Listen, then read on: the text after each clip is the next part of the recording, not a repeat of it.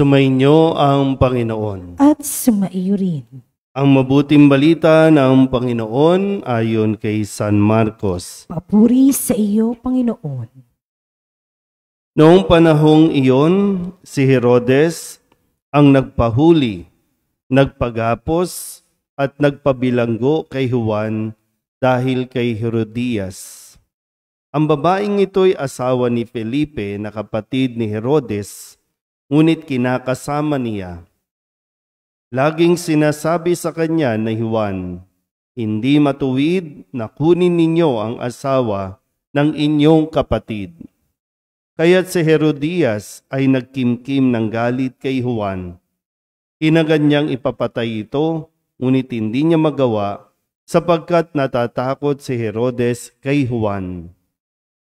Alam niyang ito'y taong matuwid at banal, kaya't ipinagsasanggalang niya. Gustong-gusto niyang makinig kay Juan, bagamat labis siyang nababagabag sa mga sinasabi nito. Sa wakas ay nagkaroon ng pagkakataon si Herodias nang anyayahan ni Herodes sa kanyang kaarawan ang kanyang mga kagawad, mga pinuno, mga hukbo at ang mga pangunahing mamamayan ng Galilea. Pumasok ang anak na babae ni Herodias at nagsayaw. Labis na nasiyahan si Herodes at ang mga panauhin. Kaya't sinabi ng hari sa dalaga, "Hingin mo sa akin ang anumang ibig mo at ibibigay ko sa iyo."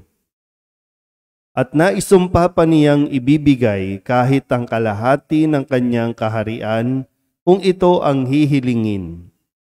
Lumabas ang dalaga at tinanong ang kanyang ina, "Ano ang hihingin ko?" "Ang ulo ni Juan Bautista," sagot ng ina. Dali-daling nagbalik ang dalaga sa kinaroroonan ng hari. "Ang ibig ko po'y ibigay ninyo sa akin ngayon din sa isang pinggan ang ulo ni Juan Bautista," sabi niya. Labis na lulungkot ang hari, ngunit dahil sa kanyang sumpa na narinig ng kanyang mga panauhin, hindi niya matanggihan ang dalaga. Kaagad niyang iniutos sa isang bantay na dalhin sa kanya ang ulo ni Juan. Sumunod ang bantay at pinugutan si Juan sa bilangguan. Inilagay ang ulo sa isang pinggan at ibinigay sa dalaga. Ibinigay naman iyon ng dalaga sa kanyang ina.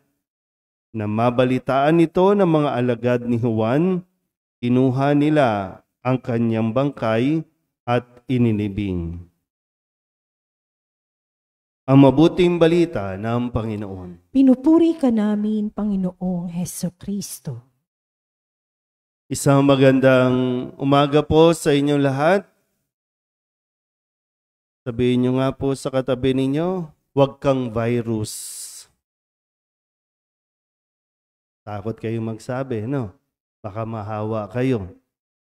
Pero hindi natin napapansin, talagang marami na tayong nahawaan ng isang uri ng virus. Maganda sana, no? May mga virus na maganda sa katawan, maganda sa paligid, pero may mga virus na talagang nakakasira ng buhay. Mas matindi pa sa COVID-19. Ito ay ang virus ng kasinungalingan. Napakaraming. Kasi tinan niyo po, no, nakakahawa yung kasinungalingan. Yung kasinungalingan ni Herodes at ni Herodias. Napapagtakpan ang kanilang maling pagsasama. Pero mo, mas matindi, no? Asawa ng kapatid ni Herodes, si Felipe. Si Herodias, alam niyang kapatid ng asawa niya, si Herodes, pero nakisama.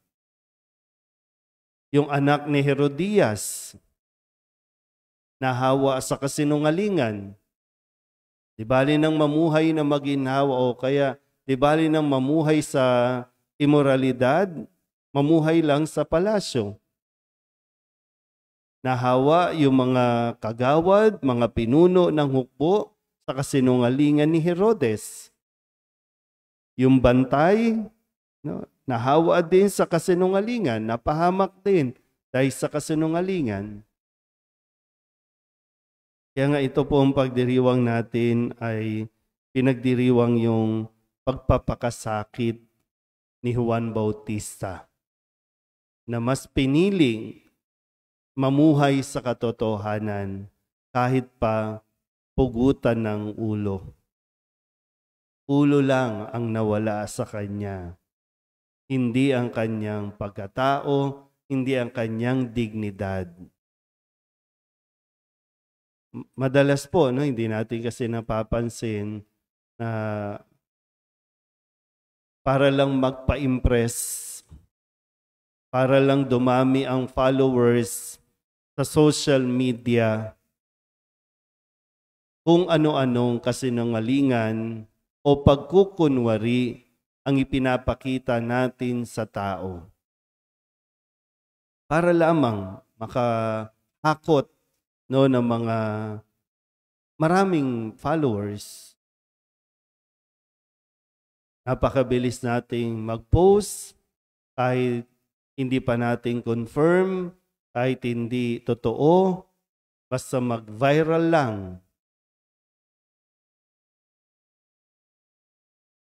Kung nung panahon ng COVID, tinakpan po ang ating mga mukha, ating mga bibig, para hindi makapagkalat ng virus. Pero ngayon,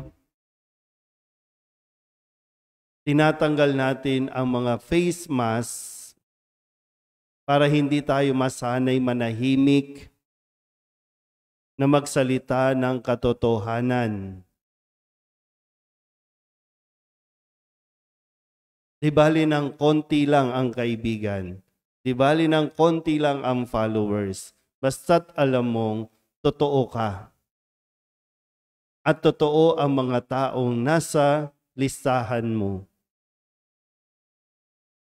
Mahirap po mamuhay sa kasinungalingan. Kasi masasanay ka, lulukuhin mo hindi lang ang ibang tao. Pagharap mo sa salamin, niloloko mo ang sarili mo.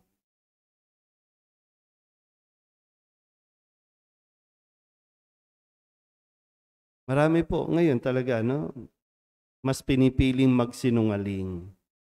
Ang magkwento ng kasinungalingan, ang mag-imbento ng kasinungalingan para lamang mapagtakpan yung kanilang kung ano man ang itinatago nila sa sarili nila. O kaya naman, para lang talagang magpa-impress. Kasi ito ang gusto ng tao. Ito ang gusto ng karamihan. Kaya nakikiayon tayo doon. Pero si Juan Bautista, ipinapakita sa atin na huwag tayong matakot, piliin at mamuhay sa katotohanan. Huwag kang matakot magsabi ng katotohanan. Kapag mali ang ginagawa ng kung sino mang kakilala mo, sabihan mo sa tamang paraan. Iparating mo na mali. Ngayon po, no, nagsimula na kahapon ang pagpa-file ng mga kakandidato. Sa barangay pa lang, marami ng kasinungalingan. Makikiayon ka ba o maninindigan ka sa katotohanan? Kung naniniwala ka sa tao, iboto mo. Hindi mo kinakailangan tumanggap ng pera. Wala na, dito pa lang, tapos na ang usapan. Kasi sayang, pinaghahandaan ka na, pinag-iipunan ka na. Magkano ba ang bigayan sa barangay? Magkano ang bigayan? Ha? Tigilan niyo ko. Sinungaling na naman kayo. Magkano nga? So, hindi kayo nakakatanggap. Ha? Watcher lang. Parang malungkot kayo. Dapat nga be proud, di ba? Hindi kayo kinakatok. Ibig sabihin, hindi ka mahina. Ibig sabihin, alam nila na masasayang lang. So doon tayo sa makukumbinsi natin. Ngayon pa lang paghandaan mo din kasi ang pagsasalita ng katotohanan, no, paninindigan yan. Na para bang pag may kumatok sa pinto ninyo, o ito ha, iboto mo bukas ha, yung po pwede mong sabihin, hindi, iyon na lang yan. Kahit piliin mo pa siya, kahit naniniwala kang siya talaga, huwag niyong hayaan matukso. Kung siya ang iboboto niyo, sabihin niyo, hindi mo na kinakailangang mag-abot sa akin kasi ikaw ang aming pinaniniwalaan. Tandaan ko mga mukha ninyo ha. Sabi niyo, hindi kayo tumatanggap ha.